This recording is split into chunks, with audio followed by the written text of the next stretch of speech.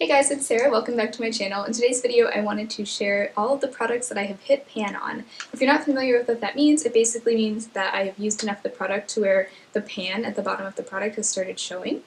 So this is a really cool video concept. It's not new in any way. Lots of other people have done this, but it's a cool way to kind of show you guys what products I've gotten a lot of use out of. I always feel really satisfied when I hit pan on a product because I feel like it means that I'm really getting my money's worth. It can take kind of a lot of use to finally get to that point. So without further ado, let me just go ahead and show you the products that I have hit pan on. So the first product has a ton of pan showing, and it is the e.l.f. Tone Correcting Powder. All that's left is this little sliver over here on the side. This is the powder from e.l.f. that has like 4 different kind of quadrants. There's like a green, a yellow, a pink, and a blue. It's an okay powder. It's really nothing special. I kind of fly through face powders pretty quickly because I usually never have more than one at a time, so I just use the same powder every day. It doesn't take long for me to use these up. I think actually I've had this particular powder for maybe about a year now, so it has been a while with this one, but I'm excited to use it up. I don't think I would repurchase it once it's gone because it's just like a regular translucent powder. I don't find the different tones to actually do much in the way of color correcting, but if you're looking for a really inexpensive translucent setting powder, it's not a bad option. Another product that I've hit pan on that you've probably seen before if you've watched my Project Pan videos, but this is the Wet n Wild Color Icon Bronzer. It's really a highlight in Reserve with Cabana. This is a cult classic, especially on YouTube. Everyone talks about this, everyone loves this. I don't actually love this product very much at all. I don't really find that it shows up on my skin very well as a highlighter, so what I've done to get more use out of it is just apply it all over my face, kind of as a setting powder. It's kind of like a glowy setting powder. It doesn't have any real glitter in it, so it's not like making my face look super shiny. It just kind of gives it a little bit of a glowy look. It's still not my favorite product.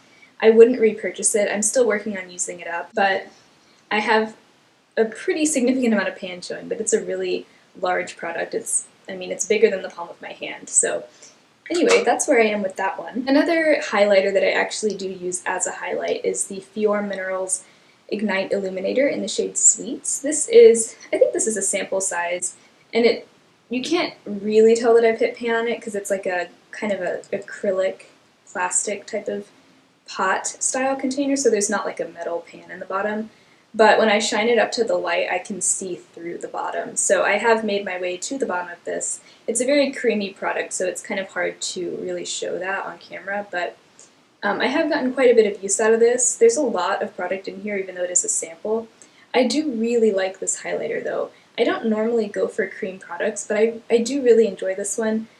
It gives a really pretty, like, natural, glowy look to, like, the cheekbones or wherever else you put it. So I do really enjoy this. I do want to try to use it up soon, though, because it is a natural product, and I feel like natural products and cream products in general can go bad kind of quickly.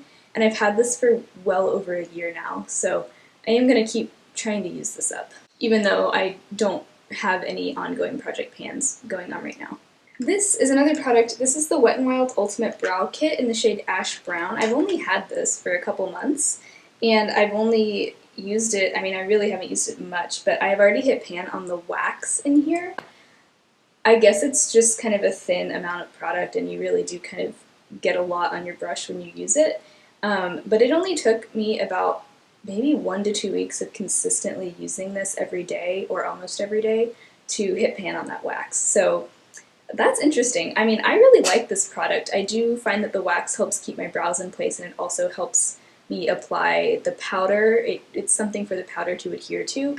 So I do really enjoy this. I only use the wax and the lighter brown shade.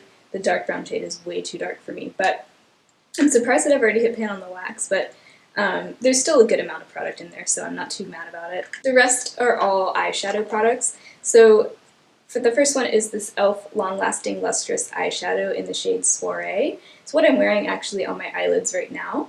It's a really pretty, very shimmery, metallic, I guess you would call it like a mauve type of shade, almost like a mauve burgundy kind of color. Again, this is in a clear plastic pot, so you might not be able to tell, but when I shine it in the light, there's actually a pretty big amount of the clear plastic showing through. So I have hit the bottom of this. There's still quite a bit of product left. I would, again, like to use this up because it's a cream product, and again, cream products can kind of dry out, and I've had it for a while, so this is in my everyday makeup drawer right now, so I've been using it a lot lately. Next product is this Physicians Formula Matte Collection Quad Eyeshadow in Quartz Quartet. I do really enjoy it. I especially enjoy this kind of cream color and this kind of rosy medium brown.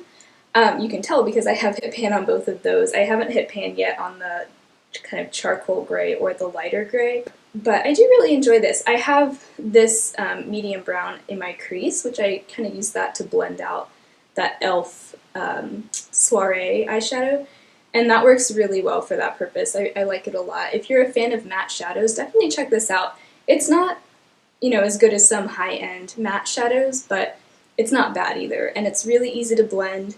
There's actually a lot of product in these pans because it took me a very long time of using these to finally hit pan on those. So I definitely recommend this one. You've probably seen this a million times if you've watched my channel for a while, but this is the Wet n Wild Smoke and Melrose eyeshadow palette. This was a limited edition 5-pan palette that they put out like 3 years ago. I've hit pan on every single shade in this palette, and I've even used up entirely this one over here. This was in a project pan, so that's why I was able to hit pan on all of these. It did take a lot of work. I do want to continue using this and potentially even using up at least some of these shades. This is my favorite shade right here. It's kind of a matte, just like a rosy mauve. One of my favorite eyeshadows ever, actually. So I do want to use that one up just because I love it so much.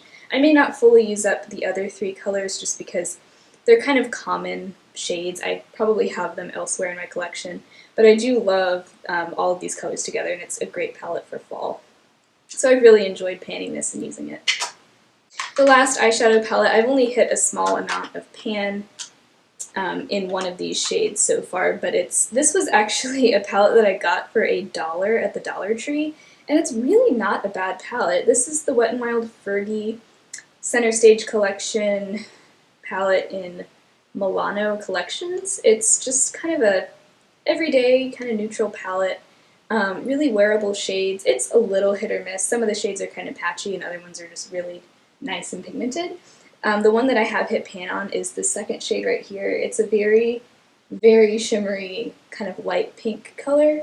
That's the shade that I like to wear just kind of all over the lid. It's kind of chunky. It's not the best quality, but I mean obviously I still get a lot of use out of that shade. And I don't even know if you can tell that I've hit pan because it's already so shiny, and the pan itself is shiny too, so it kind of blends in. But I have hit pan on that one.